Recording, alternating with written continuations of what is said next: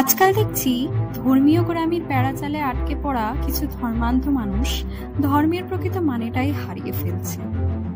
ছোটবেলা থেকে পড়ে আসছি, India is a united country, an example of unity and diversity. অর্থাৎ ভারতবর্ষ হলো এমন একটি দেশ যেখানে বৈচিত্র্যের মধ্যে ঐক্য প্রত্যক্ষ করা যায়।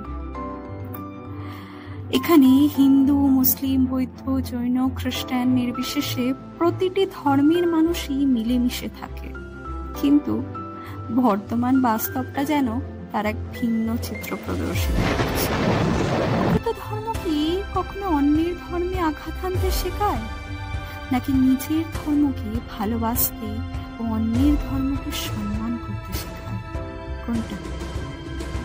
শ্রদ্ধেয় ডক্টর আম্বেদকর মহাশয় বলেছিলেন, I like the religion that teaches liberty, equality, fraternity. হয়তো ভারতের সংবিধান রচনা করতে গিয়ে কখনোই এই ভারতের প্রত্যাশা নাই স্বামী বিবেকানন্দ, আর নাই ফাঁসির দড়িতে নিজের শেষ নিঃশ্বাস ত্যাগ করে দেওয়া ভগৎ সিং বলছিলেন। তারা চেয়েছিলেন socialist, secular, Democratic, Republic, sovereign, অর্থাৎ ধর্মীয় গোঁড়ামি মুক্ত, ধর্ম নিরপেক্ষ গণতন্ত্র, যেখানে জাতি, ধর্ম, বর্ণ নির্বিশেষে সবার সমান অধিকার থাকবে।